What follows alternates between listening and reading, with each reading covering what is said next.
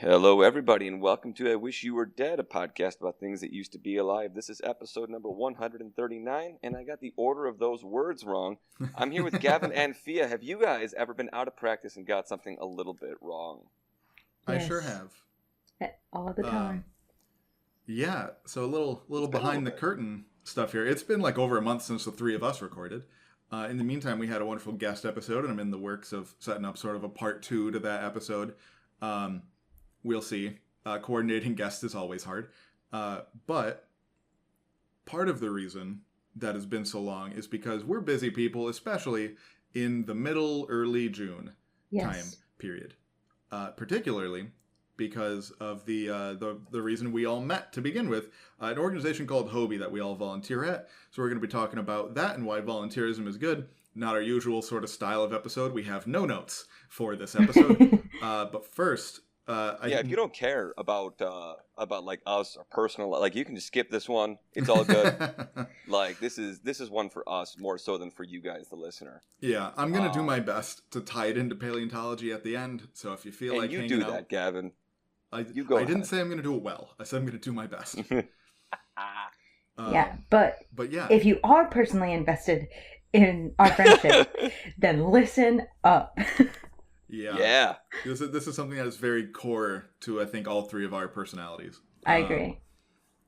But yeah, because Mike, as per usual, was unprepared, but because that's the usual for him, he actually is the most prepared of the three of us for actually what to talk about today. We do have a Today in History from Mike for us today. So Mike, being the resident, high school history teacher, what do you got for us? You know, when you said that, I felt like the time one of my students, while I was taking attendance and bothering absolutely nobody, just looked at me and goes, "You look like the kind of person that would chaperone a high school dance." Oh, no. And I was like, I'm both offended and that's correct. Like, I'm not sure how to feel about this. Today in history, so June 26th in history, Elvis Presley gave his last performance in Indianapolis in 1977 that we know about. Okay. That we know about?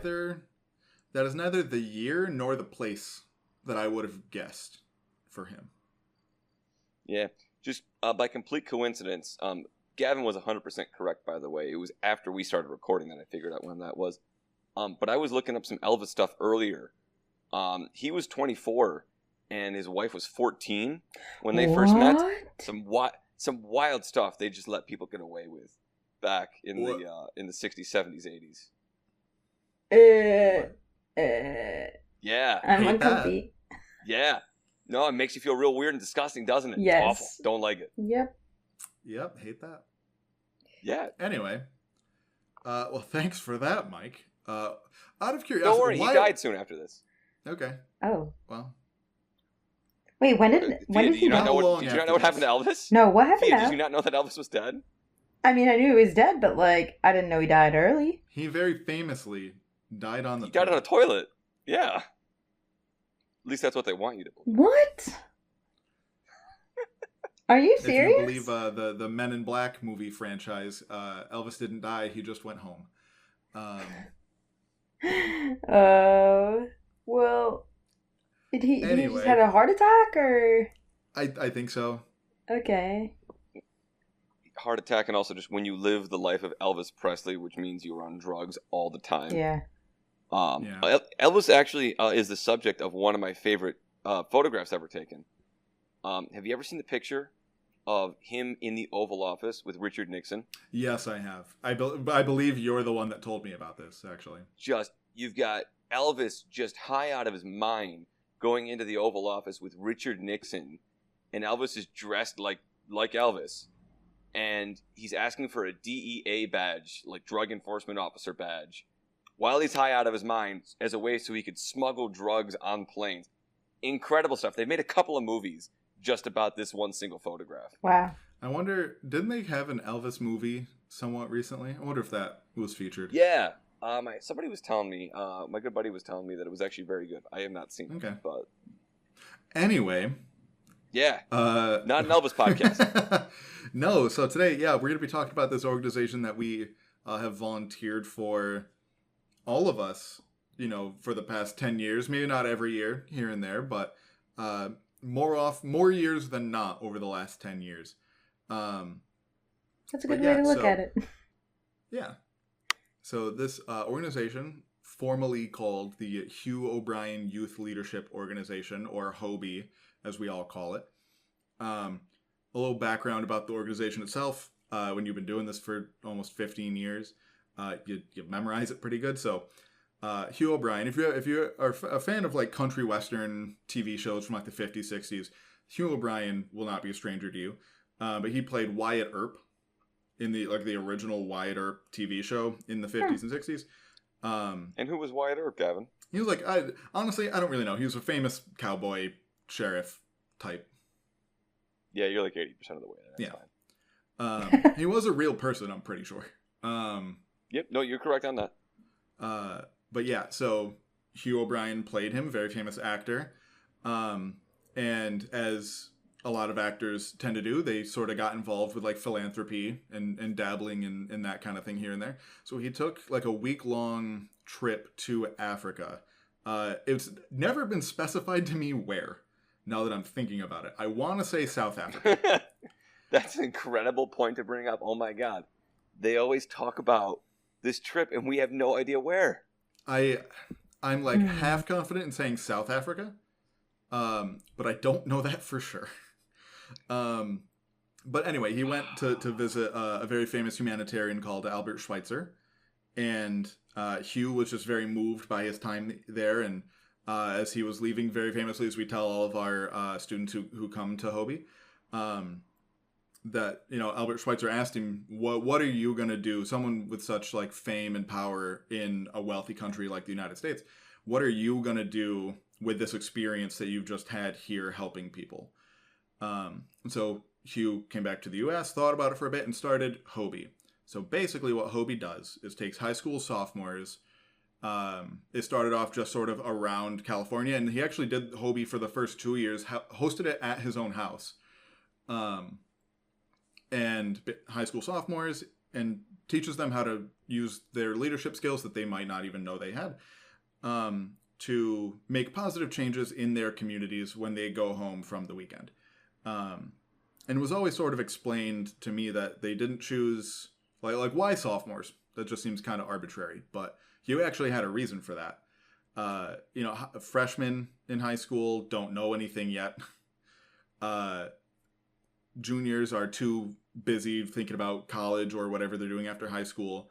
And then seniors are too checked out. They're done with high school. They're ready to move on to whatever their next thing is. So sophomores are still like at the point where they can actually do stuff without being way too overwhelmed by it, but still have sort of enough understanding of who they are to be able to do things in their communities. And so all three of us went when we were sophomores in high school, and back when it was held at SUNY Oswego, a bit north of Syracuse in New York State. And we've been doing it for Mike for 13 years, me for 12 years, and Fia for 11 years. Do you guys have anything to add on that? I mean, it is just like it's one of those points where, like for a lot of people, it was a cool thing they did, a thing that gets put on their resume, and when they have kids, either when they're a kid or when their kids' friends, get selected for HOBY, they might remember. Oh, and I remembered it was a great time. I learned things, and it was wonderful. And if that is some people, that is great. But for me, it's kind of one of those core things where, okay, like that was a very clear, fork in the road, where things were different for me after I went to HOBY. Yeah. Both with what I learned there, the people that I met, the friends that I made, the way I felt about myself after, like it sounds hokey and ridiculous and people can roll their eyes, but it really is one of the, very few core, my life would have been materially different and almost certainly worse had this not happened. had we not gone there. Yeah. And I imagine you two feel similarly, considering you've stuck with the organization for as long as I have. Definitely. Yeah. Yeah. Did you have anything else to add there, Fia? So you have I feel like there's a spectrum of how HOBY can affect you, and I think that we are probably all on the highest end of the spectrum of it. It impacted our lives in the most optimal, best way. Then you have some people kind of in the middle that they had a good time going to HOBY and had some sort of energy that fizzled off into their community, but they never really connected and stayed with HOBY. And then you had people that just had an okay time and they were like, I went to this thing, and then they never really think about it again. But yeah. I think the best kind of people on the spectrum are the ones on the high end. Yeah, it's definitely a weird thing. So I always like to tell, so the way HOBY's kind of structured is depending on the size of each site. So depending on the size of the state, there's a number of sites in each state.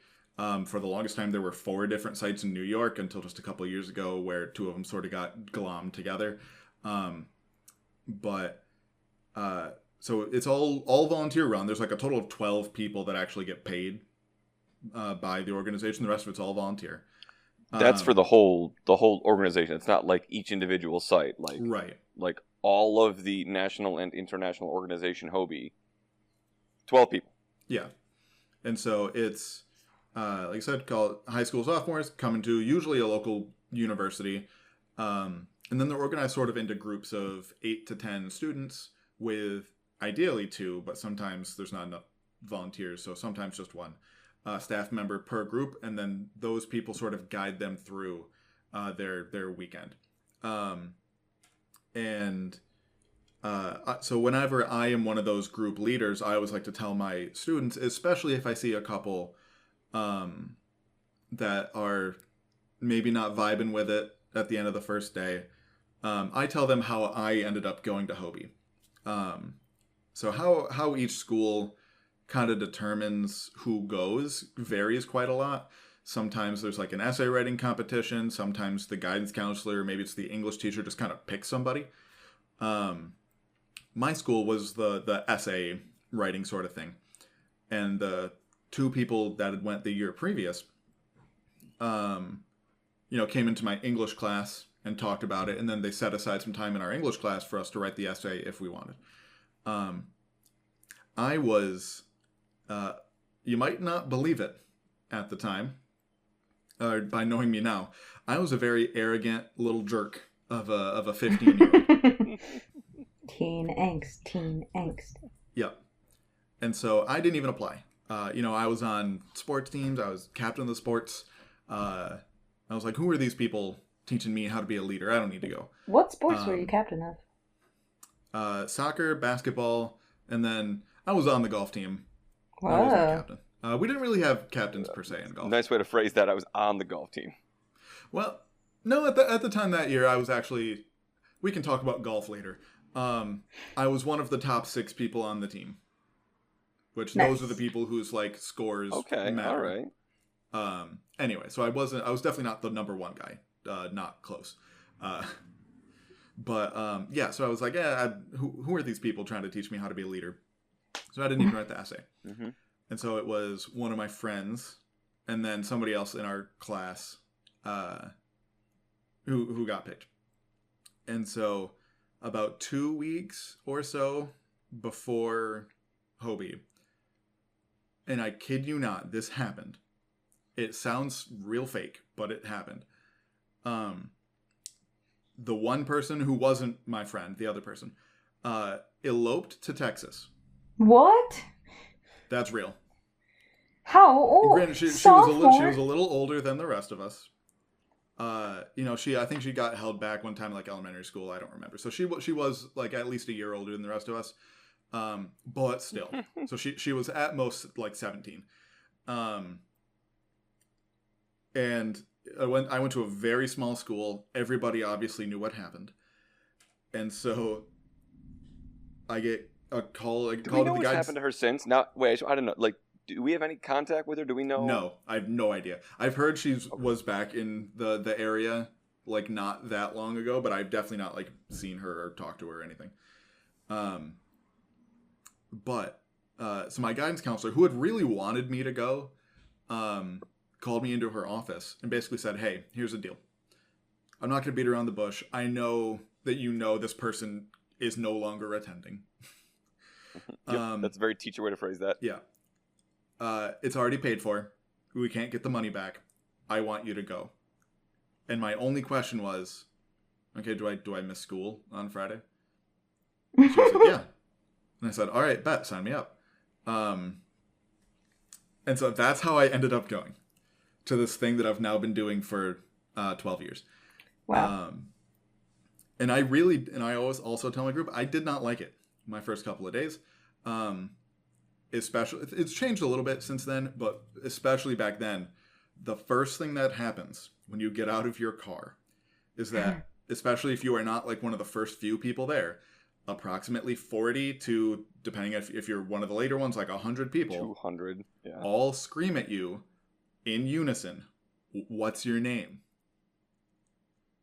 And then you answer sheepishly, and they say, hi, Gavin. Again, all in unison. Then somebody says, what do we think of Gavin? And then they do a chant where they spell the word outstanding. All the while, you're trying to just get your dorm key, get your stuff into the dorm, and then hide from all of these people. So it's very intimidating, especially at like 7 o'clock in the morning. And so I did not have a good time for the first like 2/3 of it. And to be clear, it's not like this is a week-long thing. This is a weekend. This is Friday to Sunday. Yeah. Right. You get there Friday morning. You leave like Sunday at like 1 or 2. Yeah, right. Depending on the... Yeah. It depends on how the schedule works. But, yeah. And it was all these years later. I don't really know what sort of turned it around for me. And then even still, what made me want to apply to go back. Mm-hmm.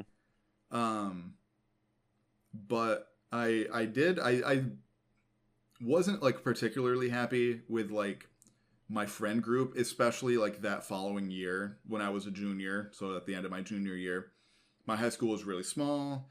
The people I was friends with were mostly like friends of convenience rather than like friends of choice. Yeah. And I was like, you know what? I really liked a couple of the people, the people that, were the volunteers when I was a student. I was like, if the rest of the people are like that, maybe I'll find some friends. And then I sure did. You joined HOBY for friends? More or less. Oh. Mm-hmm. Me too. I know. And it's a little bit of a funny story with me and Fia, because when my first year on staff, I was one of like the junior leaders of a group, and like the senior leaders of my group, and then the group that Fia was in, because Fia's a year younger than me. They were really good friends, so our groups did stuff mostly together.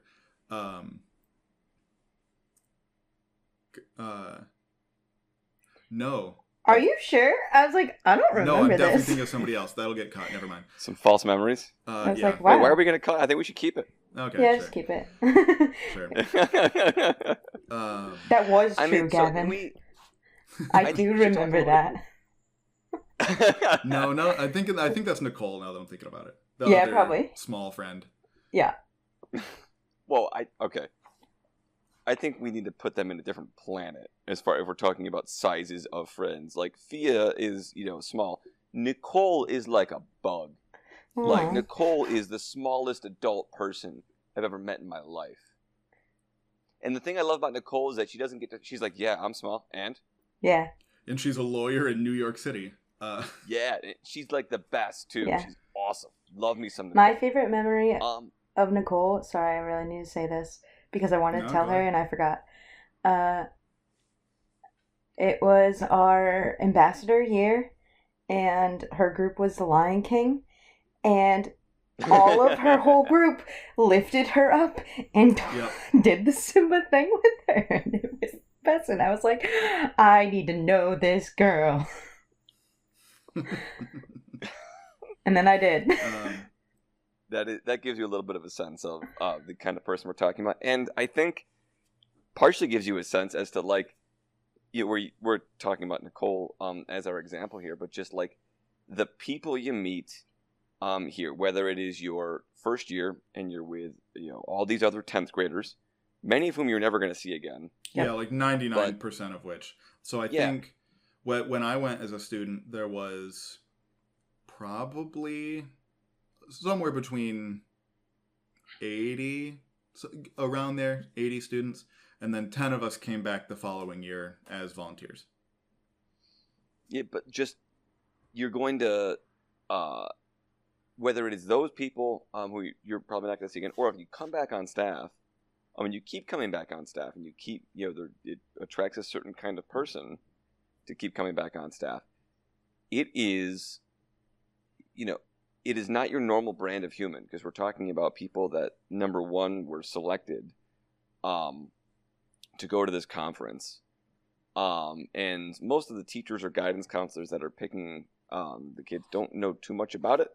They know it's a leadership conference. They pick some people that they think have some skills, and that's some people that are going to a lot of these conferences, and HOBY is one of many for them. And it's some people that somebody just kind of saw something in them, which was the case for me on how I got picked. Like HOBY was my first and only when it came to any of these kinds of things growing up as a kid. And were the people that I have met there, the lawyers, people that have started their own businesses, people that have become teachers, people that are scientists like you guys, and all of us love, number one, just hanging out together. That's always a good time. Yeah. Whenever we can get a chance to do stuff together, but also like a shared sense of duty is the way I would call it, where we want to make changes to the community around us. And for some people that's not at HOBY, we have a friend named Morgan who just got married apparently. Yeah. Lots of big I fancy was her, global junior work facilitator. Yeah, no, she at one point worked for like a subsection of the UN. Yeah. Just like while she was in high school, she was doing stuff like that. And for a lot of us, it's still HOBY. It's still trying to inspire or at least unlock something that is there in a lot of these 10th graders. Yeah. And that's part of what I like about the organization, is the kind of people that it attracts. We've all been doing this long enough now where we have repaid our debt, so to speak. We wouldn't keep coming back if we didn't enjoy it ourselves. Yeah. And every year you go back, it's there's a couple new faces, some new activities, some new plans, some new things that the larger program wants you to institute or whatever. But the people that come back that make the program what it is, it's just incredible. It is to make people feel a certain way over the course of 2.5 days. Yeah. It's not easy. Yeah. And it's exactly what happens every year. You get a chance to go to the HOBY seminar that we go to. I say that we go to. Gavin wasn't at the HOBY seminar this year that we were at. Yeah. Because Gavin, I don't know if you got promoted or demoted exactly how we would describe this. I don't think it's above, or I think it is an equal transfer. I was going to say, I don't know what you mean. Also, I don't know what I could have been doing to get demoted. You're not at our seminar, so that's a demotion. Fair. But you are. But you're Big Daddy at a different seminar, right? I am. So I am. So the way a lot of the HOBY sites are sort of Big Daddy designated. mean? Have you not heard that? I mean, in terms of what position you're at HOBY. So typically that means the leadership seminar chair, who's Okay. like the head person of each site. And no, I am not that. I do not Yeah. want to be that. That is basically a second full-time job that you don't Yeah. get paid for. Right. So Shout out to no. Emily and Yeah. Paul. But yeah, so the way each site sort of works is for example, the one we went to in central New York was called HOBY New York Central.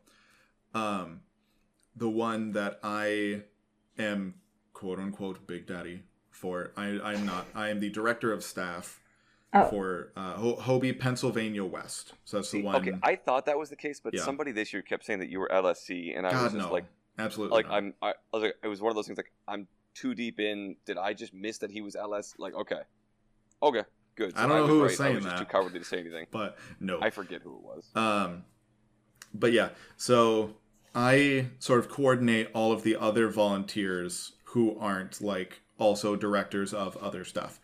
And then this year, because Pennsylvania West and New York Central were the same weekend, the director of staff isn't typically with a group. You have a real problem if your director of staff is with a group, like leading one of the groups because they have other things that they should be doing. But I always have to lead a group because otherwise I kind of forget. I lose sight of like why I'm there if I don't spend time with the kids, you know? So HOBY Maryland was the weekend before, which is an entirely different beast. They have like a budget of almost $200,000. Oh my gosh. Yeah, I think their seminar cost like $175, something like that. They have a whole extra day so that the students get there Thursday morning, afternoonish, instead of Friday morning. And it's also, I think they had 248 ambassadors, students. Wow. So it's very big and a whole extra day. But they also go hard. They spend a lot of money on like speakers, or like at least like flying speakers out. I don't think the speakers get paid, but stuff like that. And so getting to travel to meet different people who are doing all this cool stuff in these different areas. Like one of my friends like works at the Pentagon. They're a HOBY volunteer and a HOBY alumni. A bunch of my friends from there are like guidance counselors, architects, people like that. Even a lot of people in like business as well. And so I like to travel and do different ones within reason. There was one year I did 3 and I almost died. Never again. But I'm losing track of where that was going. Okay. But yeah, so I always that's where I was going. So I always try to, as much as I say I come back for the other volunteers and to see my friends, I still have to spend time with the students, or I definitely 100%. Lose the motivation for like, what am I even doing here 10 years later? And I always get asked that by whenever I do lead a group, by the group. It's like, especially when I tell them, I've been doing this for 12 years. The first question is, why? Especially usually on the first day when it hasn't really sort of set in. A lot of the lessons and HOBY magic. But, and I always say because of the people, whether it's the other volunteers or whether it's the students, just the people that come to HOBY are just, it's a very inviting space to be yourself when in a lot of other environments you can't. So like I work in a very sort of formal setting, a college university department, and it's like there's a lot of things about myself that I just can't do when I'm at like work. And so to have like a structured space where I can is just really, it just makes me happy. Mm-hmm. I was second choice to go to HOBY. You and me both. Yep. Actually, is that all of us? Hey. Yeah. So I had heard about HOBY in 8th grade and that it was awesome, and I really wanted to go, but they only picked one boy and one girl to go from our school. And so My stepsister, who was the president of our class, she got to go, and then my friend Ben, he was also picked to go. But unfortunate for Ben, but fortunate for me, he had some, I think, like musical or something that he was performing in, so he couldn't go. So then I got to go, and I was so excited. And I think probably, I don't know if it was like this for you, Mike, but I loved it immediately. Like, I just got the energy, and I was there, and I was like, whoa, this is for me. Yeah, I mean, I fell in love right away. Yeah. With I guess it might be a bit of rose-colored glasses looking back on it, because I Sure. know, like looking back, like I probably didn't have the Gavin reaction where I was, like a little put off. I'm sure I was a little bit nervous. I didn't quite know what I was getting into. The cheering and chanting definitely caught me off guard. So like I want to try and make sure I'm speaking accurately, but like even during that first day, I was all about it. And when I called my parents that night, because one of the fun things they do at our main site is we take the kids' cell phones, the ambassador cell phones. So you've got to be engaged, or at least you are more likely to be engaged with what's going on. So you get your phones back in night. I remember calling my dad. I call him up. He says hello. I then hear wrestling over the phone, and then my mother comes on the phone and says, "Hi, Michael. Are you ready for me to come pick you up?" And I remember not quite being able to describe why I didn't want her to come. I was like, "No, I'm having a good time, but I'm not quite sure what's going on because you are overwhelmed with stuff." Yeah. Kind of from start to finish. But I was, Fia, just like you, I was, like on day one, I was like, this is where I want to be. Right. Yeah. For me, and now that I'm actually like talking out loud and thinking about things, I think because one of the main lessons that we try to teach, because the whole point of HOBY is to like take the things you learn at HOBY and then use that to like actually do something in your communities, like plan service projects. Oh, yeah. Maybe HOBY gives you the confidence in yourself to like, run for school board as soon as you graduate high school, stuff like that. And so the thing that I think kind of started to turn it around was that we spend most of Saturday, and just to sort of, again, clarify the schedule, students get there Friday morning, leave Sunday afternoon. So like most of Saturday is spent on a service project. It's changed a lot. I know like the New York Central site has moved what university they're at. So, but at the time... Several times. Yeah. At the time, we went to this summer camp who catered pretty much exclusively to kids from like very low income backgrounds whose parents couldn't like otherwise afford to send them to like a more traditional summer camp. And we spent pretty much the whole day there. And we did things in shifts. So like some people would eat lunch while other people were, raking hiking trails, while some other people were, doing different activities and stuff like that. So we were out at this summer camp right on Lake Ontario. And I think the thing that really sort of made it all click was that at the end we had a big bonfire, which to my knowledge we are no longer allowed to do for insurance reasons. And who is now one of my best good friends, and who's actually in Mike's background picture here on Zoom, Mark, told he likes to tell stories, especially around fires, and talks about so many stories. That came across in a bad way. Yeah. They're the best stories. No, they're excellent. And sort of ties it into like how that's just part of like human culture, is like getting together, gathering with people to share stories. And then he goes on to tell this, really great, really cute story.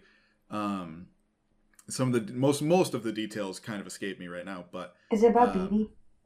Yeah. Mm-hmm. Yeah. But it's basically about like a really small member of some, local tribe or something, and how he's very annoying, but they all gather around him when he needs it, more or less. And how he, like, in the end saves all of their butts from like a giant or something to that effect. Mm-hmm. Yeah. And basically the whole message of like looking around you and seeing who is important to you and what's important to you, and like expressing that sort of gratitude really sort of made it click for me, to the point where I always make it a point, regardless of what position I'm in at a various HOBY, to talk about it. Like we, at this point for the Pennsylvania one, because I'm semi Big Daddy, we like work that into the program where I do the who packs your parachute thing that Tug used to do, or still does. I don't remember. But yeah, just like talk about gratitude and who, supports you in the bad times, basically. Mm-hmm. And that I think is what really made it click for me, and especially the fact that it's like we all just spent all day out in the hot, June sun. I had hair at the time, so it wasn't that much of a deal as it would be today. And no beard. And no beard. No sort of beard. Not nearly as big. Did you? Oh yeah. As a sophomore? Oh yeah. It was like a chin strap. Yeah. Okay. I was just looking at the pictures. I had to reminisce real quick. Yep. But yeah, the fact that we were all just having a good time all day at this summer camp and then being around a big fire, I think purposefully makes people just like heightens the emotions a little bit.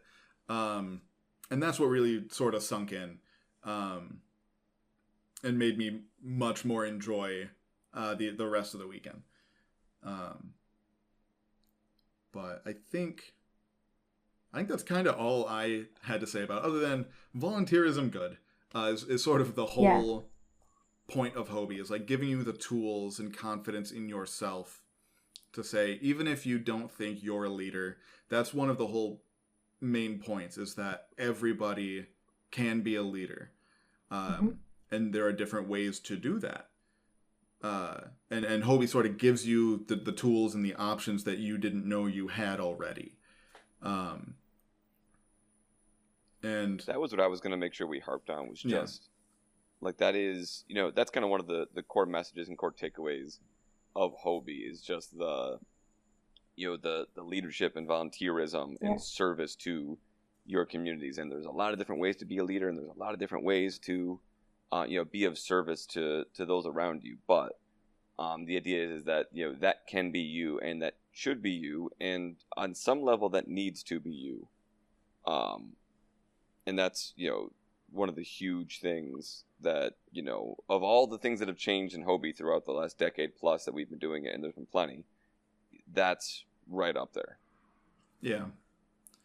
And also, just sort of very tangentially to all of that, is that, like I was sort of saying earlier, HOBY gives everyone a space to sort of be who they are without any sort of preconceived notions.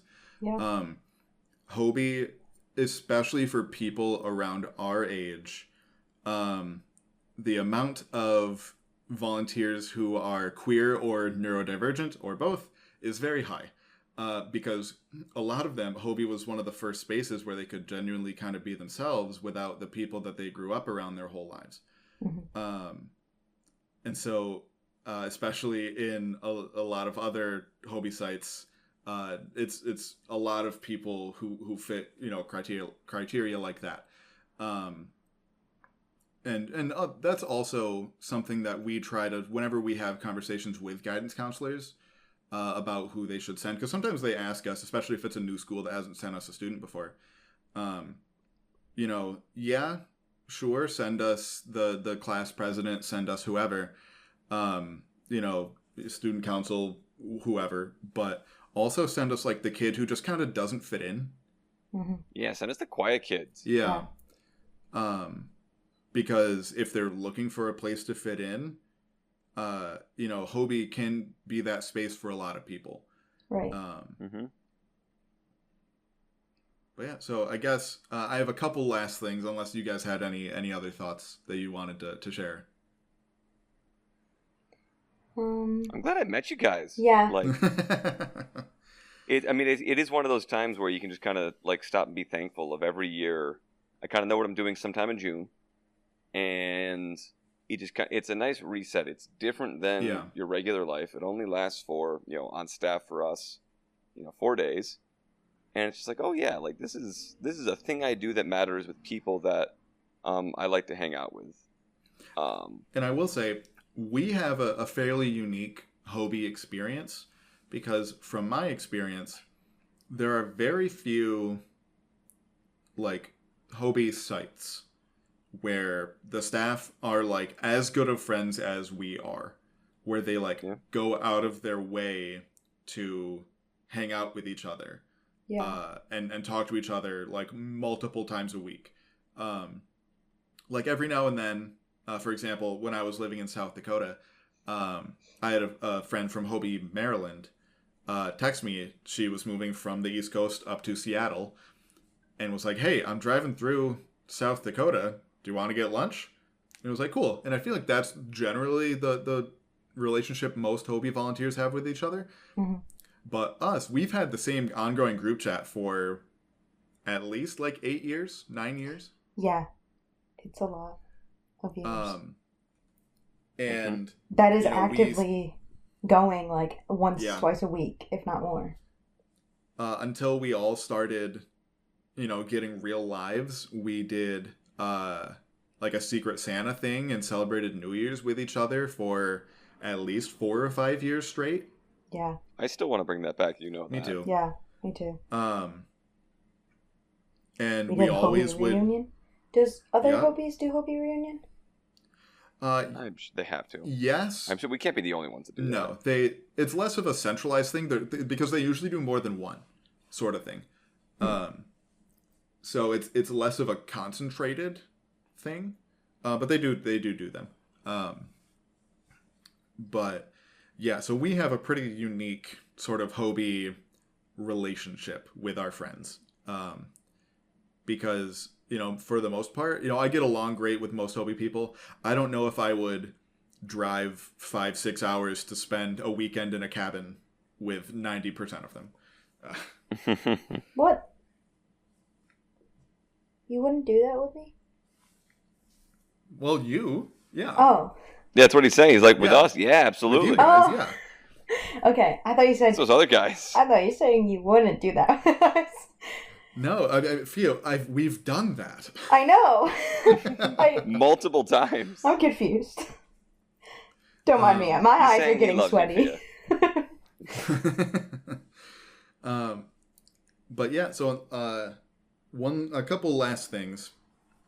I want to talk about some notable HOBY alumni, which surprisingly is not a page on HOBY's website itself. I had to kind of dig to find these people. You'd think for having some fairly notable alumni, HOBY would have that on its website. It does not. So Wasn't among Michelle other Obama? people, huh? Did I make Michelle Obama up? Did she go to HOBY? I think she would be on this list I'm looking at if she did. Probably. I made that So up. I don't There's no think way. so. Never mind. James Holtzhauer, the guy who crushed Jeopardy for a few months. Really? Mm-hmm. I had no idea. Yeah, the guy who I think took over Ken Jennings' spot as the longest running champion, or at least won the most money. I think Ken still has that record by a little bit. But let me double check now. But yeah, he went to HOBY. Cal Penn, famous actor, and also worked in the White House for a bit. He's most famous among people our age for being Kumar in Harold and Kumar Go to White Castle. He also was Kuttner in House, the TV show. But he also served as the associate director of the White House Office of Public Engagement in the Obama administration. Mm-hmm. Gina Rodriguez, who apparently is in Jane the Virgin. I've never seen it. But she's an award-winning actress. Blake Mycoskie, who's the founder of Tom's Shoes. The very famous, charitable shoe company. They donate a lot of their money. I think it's like for every pair of shoes they sell, they donate a pair of shoes to like homeless shelters, or I think even like places like overseas as well. And then notably, many like athletes. I know Shane Battier. The only reason I know that is because he played for my favorite basketball team back when I was in high school. He was a HOBY alumni. Lots of people have like given HOBY as an organization awards. So like various governors, the Bush administration gave HOBY various awards. Yeah, so there's a lot of very notable people.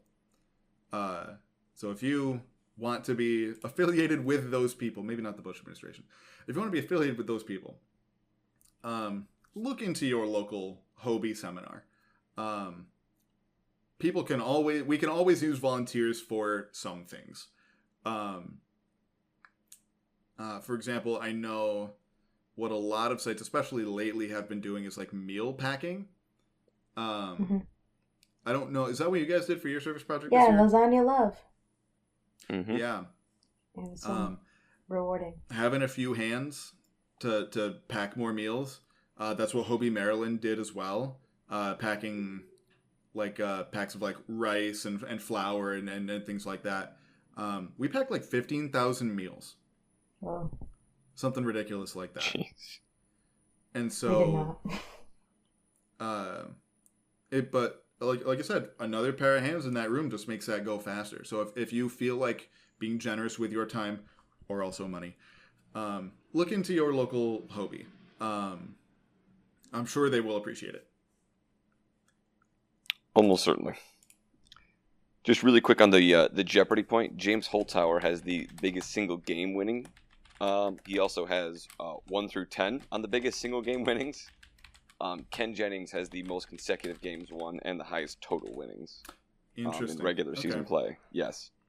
And Brad Rutter has the most, including tournaments. So good for you, Brad. I've never even heard that name before.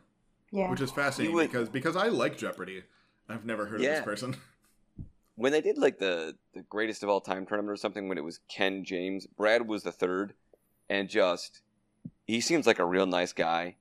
And he clearly is very smart. Like he did well in the show, but just like wasn't even in the same league as Ken and James. So he's the third guy besides Neil Armstrong and Buzz Aldrin that didn't get to walk on the moon. You talking about Michael Collins? Sure. I know we've talked about him on the podcast before. The third guy who stayed up in the shuttle while the other two were up on the moon. All right. Well, back to HOBY. Yes. Any HOBY alumni, if you're listening, I would like to say that I love HOBY people who listen to I Wish You Were Dead, a podcast about things I used to be alive. So. And I think that you are outstanding. That's a reference, and I think yes. That's an inside joke for the uninitiated. And if you're interested to learn more about HOBY, then feel free to contact us, and we can help you get in touch with your local HOBY. Absolutely, you can comment on the YouTube version of this. You can, I believe our DMs on Twitter are open. You can message us on Facebook. You can also email gavindigsdeep@gmail.com. That is the official. That's the one I used for the blog back when I paid money for that. It got too expensive, and that ended a while ago. But the email is still good. So, but yeah, you can email that. And lastly, unless you guys have any last things to say, I will, because I can't let an episode of this podcast go by without talking a little about paleontology. If you are paleontology curious and want to get into volunteering, paleontology is constantly looking for volunteers. And you might think, I want to volunteer, but I don't have like money to get out to like Wyoming or some other middle of nowhere place to try and look for fossils. You don't need to. If there is any kind of museum that does anything paleontology near you, they will happily take an extra pair of hands. It's always useful. So that is an excellent place to start. I know what we do at HOBY is we always try to challenge the students who just went through the program to do 100 hours of community service in the year following them going to HOBY. And some HOBY sites make that a requirement to be able to come back as a volunteer the following year. And that is an excellent place to do it. Local museums, even if it's just something like giving tours, if you're interested and feel like you know a lot.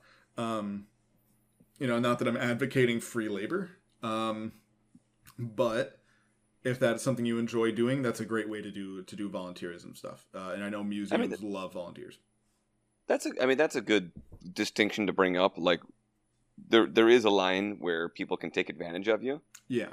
And if you think you're being taken advantage of, or you're not sure, like, talk to somebody that you trust about that, and just kind of see, like, there is a bit of a spectrum on that. I don't want to say that it's all entirely black and white, but there is something to be said for, again, doing something that is benefiting a community, that is benefiting, people instead of just, one company. Right. Like unpaid internships, I'm not a fan. But volunteering to give tours to like little, 5-year-olds excited about dinosaurs, that's fun. I like that. Yeah. I thought we were going to relate this back to the show, I Wish You Were Dead, just by talking about the founder himself. Because he was alive when we first went, and that has changed. But I like how you made it a bit more heartfelt. Yeah. And I will say, this will be the last thing we say, because we are actually getting close to an hour, which is longer than I thought this episode was going to go for. So one thing, and this is a little bonus content for people still listening, we always try to include some kind of social thing, because after all, they are 15, 16-year-olds. They want to get to talk to each other. So we used to, like I said, each student is placed in a group, and they mostly stay with that group for the entire weekend. But do you guys still do the skits? Oh, yeah. Yep. So we randomly split them up, not purposefully, not in the same group that they're with for the rest of the weekend, and give them a movie genre. So it could be like a horror story, could be a country western, could be a musical or a comedy. And then we also give them a random prop. My favorite one is there's a big like staff with a skull on the top of it. And we purposefully try not to make the genre line up with whatever the prop is. And we tell them, at least the prompt used to be, tell the story of how HOBY started. The whole thing with Hugh going to Africa, being inspired, coming back. We used to do that because even while Hugh was alive, invariably, every single skit group would kill Hugh off. Every single one without fail. And then he actually died. And then a remarkable thing happened. And we stopped using that as the prompt. Because... No. That's still the prompt. Okay, at least for a year or two, we stopped doing it. We didn't stop doing the skits. We changed the prompt a little bit. So I was semi in charge of that this year. Okay. And our director of programming kind of wanted to change the prompt because they killed off Hugh O'Brien every year. At least that's the story we keep telling ourselves. But for some reason, ever since Hugh actually died, they don't kill him off. And this year, same prompt, we did the skits. Hugh didn't die once. It was incredible. Yeah. Interesting. Maybe because there was more backflips on stage, which gave our LSC a heart attack than there were times that that Hugh died. Maybe that's because they make it more explicit in like the intro stuff that Hugh is dead. And maybe I imagine that probably has something to do with it. Maybe the students say, "Oh, we probably shouldn't kill him. That might be insensitive." But back before we made it explicit, invariably, every single time, no matter, it could have been a musical, it could have been the comedy prompt, he died, no matter what. The silent film genre. Oh yeah, I forgot that was a genre too. Silent film. Yeah. Rom-com. Yep. Every single time. Lots of great ones. We love HOBY. It's how we met, and it's how this podcast was able to exist. Yeah. And I have nothing left to say, but certainly my life would be different if it weren't for this, and I think I speak for Gavin and Fia when I say that. Yeah. This has been episode 139 of I Wish You Were Dead, a podcast about things that used to be alive, and on occasion about the lives still ongoing of our hosts. We hope to see you guys in a couple of weeks. Until then, take care, everybody. This episode of I Wish You Were Dead was written by Gavin Davidson and hosted by Gavin Davidson, Mike Bryson, and Finella Campanino. It was sound edited and edited for YouTube by Gavin Davidson. Special thanks to former guests of the pod and to listeners like you.